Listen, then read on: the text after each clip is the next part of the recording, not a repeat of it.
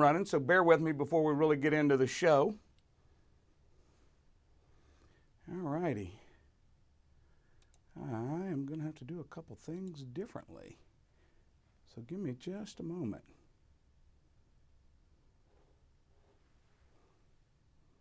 Bear with me on YouTube. Got to get some other stuff going. All righty.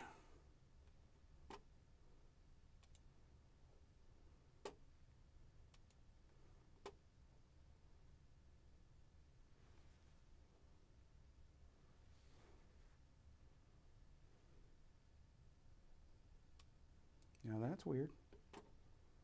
So of course one doesn't go right. Go live. All righty, give me just a moment. We'll get started here.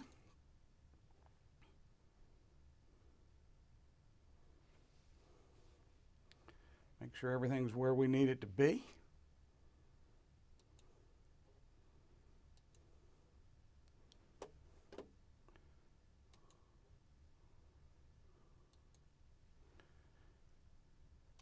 There we go. Looks like it's going to work. Awesome. Awesome. We're about to get started here. Give me just a moment. Got to pull up a couple things. All righty. Welcome, everybody. Hope your holidays are going well. Merry Christmas. Hope you've got most of your shopping done. I put this together kind of on the fly today, and here's the reason. This week's been kind of a busy week. I've got a potential customer that's an auto dealer, and I've got another potential customer, or actually he's already a customer, he just hasn't paid yet. That's in the mail, and we know the rest of that story, but now he's going to pay. He's a real good guy. But the one thing that I keep noticing is the auto dealer gave me a list of the training that they're already using. And I love to look at my competition so that I see how I can make an improvement. So with that, same thing happened with real estate. A gentleman brought up one of my competitors. And here's what I'm wanting you to realize as a salesperson or anything that you do in your life. There's a lot of us out there that claim to be experts. We know everything about everything. I mean, I've been in sales a long time, and I'm learning things all the time. And the beautiful thing is getting around real salespeople, and you'll start seeing some things that you didn't see before. But that being said, I love it when they come at me with, hey, look at this. This is how we do it. This is how we like to do it.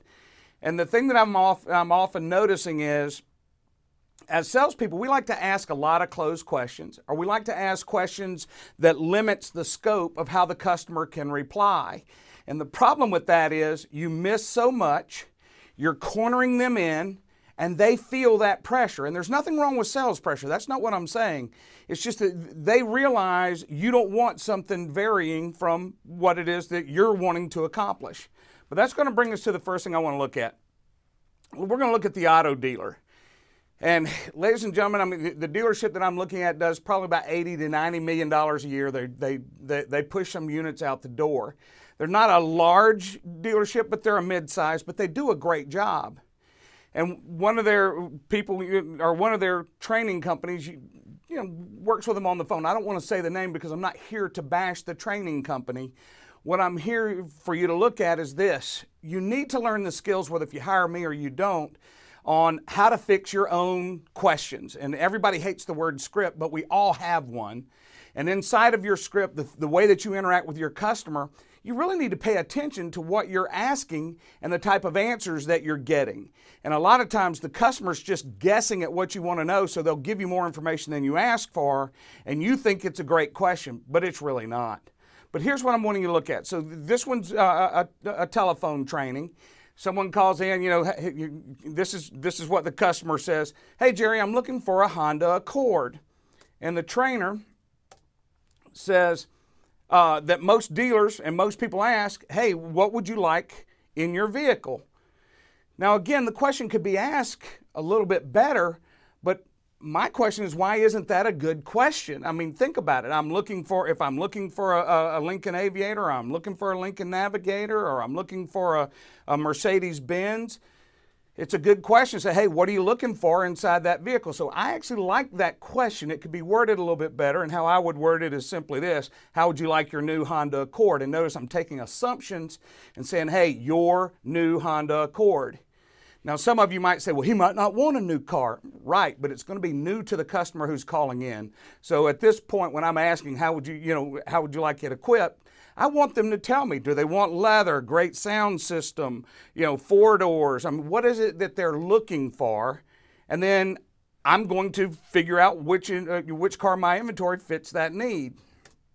Now, these are the questions that the other training company said you should ask first. And I want to use this to prove a point. Before any customer calls in, you should already know what you need to know. So I need to know, hey, how many doors do you want? Do you want 2-door or 4-door? Do you want a stick or do you want automatic? And I didn't even know they made sticks anymore, but I guess they do depending on what the vehicle is. Do you want cloth or leather? And are you wanting a lighter or darker shade?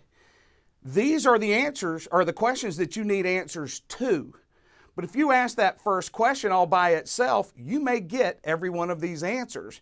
And so I don't know why you're wanting to get this. You're wanting to get into this basically like a police interrogation. Are you looking for new or pre-owned? You're doing all these things that I think just one question should work. And I want you to test it if you're in the auto business. Ask the one good question. When that customer's through telling you what they want, if you don't have the answers to these questions, then you go back and follow up. Totally okay with that. But I sure as the world would not start with these 5 questions. I mean, you don't want them to feel interrogated. Now, what's the goal of an auto guy? Their goal is to get that person to come on that lot. And here's why I'm wanting you to realize this. The client, 86% of the time, does not buy the vehicle that they came on the lot to buy. And the reason is they get there and they start seeing just a ton of other cars and other options, and that's where they want to go to. So your job is to get them to feel comfortable and get them to come onto that lot. So your goal in this call is to try to narrow them, get some information, but your job is to get an appointment for them to come in and meet with you at that dealership. That's really what you're wanting to do. So by asking them, hey, how do you want your Honda Accord equipped? And they tell you, hey, we've got a wide variety of those. Come on out, let's take a look at them. I want you to drive it and get a feel for the vehicle to make sure it's right for you. When's the best time for you to come to the lot? And that's what you're really wanting to do in the auto business. Get them to the lot, and once they're there, they tend to buy. If they've probably already shopped on the internet, so now they're looking to make that decision. You can find that out once you get them here. Now, with that brings me to my real estate trainer. And I don't really like bashing my competitors, but I just want you to realize if you ever take one of my courses and I teach something wrong, I want you to point it out to me. If it's a stupid question, I want you to tell me, hey, Byron, that's a stupid question. I'm wide open for feedback from my participants or anybody else for that matter. Now, what may happen is I may challenge you on why you say what you say, but this is something I want you to look at. This real estate trainer, some of his stuff's really good and some of it's just really bad. There's not a whole lot in between, but to me, if a house doesn't sell, and I've asked a ton of good salespeople this question without putting any grounding. I go, hey, what's the first question you would ask somebody if you were a real estate agent and the piece of property that they had listed didn't sell? In other words, an expired listing. And every single one of them that were good salespeople actually said, well, Byron, I would ask them, why do you think the house didn't sell? And here's why you want to ask that. It's very simple. That customer went through that experience. They know if their agent was good. They know if they're overpriced. They know a lot of things. I mean, I've sold a couple houses in my day and knew after it came off listing, I was going to have to make some changes to that property if I wanted it to sell. And I made those changes. I wasn't a dummy. And so that's why I'm asking, are you just scared to answer because they might give you answers that you can't handle? Like even back on the car, let's say you don't have a Honda Accord that's a 2-door or 4-door. Get them on the lot. You can put them in another vehicle. Same thing with the house. All you're wanting to do is set an appointment to get out there and meet with them. But if you ask them their opinion, they're going to warm up to you because they're going to free flow information. If they hated their agent, they're going to tell you. If they hated the marketing, they're going to tell you. They're going to give you some ideas for things for you to avoid when you're interacting with them. Your goal is to get that appointment. That's what your goal is. So let's look at this and what he says. If you ask him what's his reasoning on why he wouldn't ask that, His exact answer in the video, so it's documented, you can find it on YouTube, is he thinks you should know, as a professional, he thinks you should know exactly why that house didn't sell.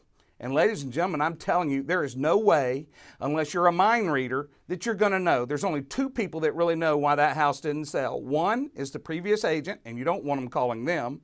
Two is that person that you're talking to. So it's a good question to ask. In his mind, you should act like this, again, the pompous ass professional that knows everything. I know everything. I am a genius. And then the first moment that they ask you a question, you look like a moron.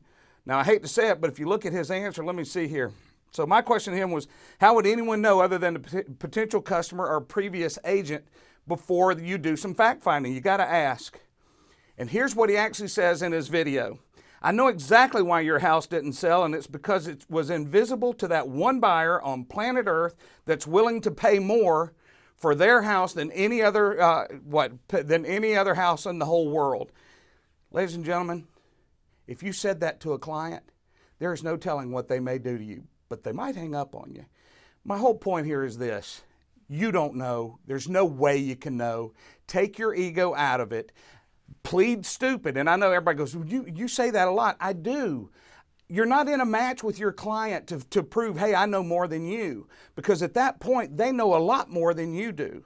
So what you're wanting to do is get them to open up and give you information that they may not really want to give to you, or they probably shouldn't give to you. But it puts the advantage in your court because you're asking them to free flow information, and believe me, they'll do it. So that ends my slide. I don't want to go too much further in depth here, but here's what I'm wanting you to realize. Just because you hire a professional, just because you hire someone who's done this for a long time, doesn't mean we know everything. We don't. At the same time, you've got to use some skills, and it's called common sense in your own head. If you're seeing questions that just aren't getting the answers that you're looking for, fix your question. Don't sit there and say, oh, well, this person taught me this and I can't fix it. That's why you're in trouble. That's why you're not hitting your numbers. And on the last note, I have a client where he's been sending me a lot of recordings, and his representatives have, quote, found their style, and they're very comfortable with how they do it, but their numbers are terrible. If you're a salesperson, ladies and gentlemen, and your numbers are terrible, it's not your leads. It's not anything but how you're interacting with that customer. It's what you're not doing with your customer that's keeping you from closing that customer. So what I'm saying to you is this: fix your questions, you'll fix the conversation, and ultimately you'll fix your results. You can hold yourself accountable before your company does. You'll be amazed at how much better you'll perform by just evaluating what you do, not them evaluating what you do. If you're not closing, it's not the customer's fault. It's yours. Hey, it's been a pleasure doing this video. I hope I helped you. If you feel like someone could benefit from it, please feel free to go on and share it. If you would like to send me some recordings, please feel free to send them. You can either drop them through Facebook, or you can send them to my email address, byronfb@byronlindsay.com. And that's byronfb, Facebook, @byronlindsay.com. If you'll send the recordings there, I'll edit everything out. I'll start providing off of real live calls so that you can see what goes on and why your sales process is broken. It's been a pleasure doing this video. Look forward to seeing you next time. Have a wonderful weekend, even though it's Wednesday, but we're over the hump, so it's coming up. Wish you the best. Merry Christmas.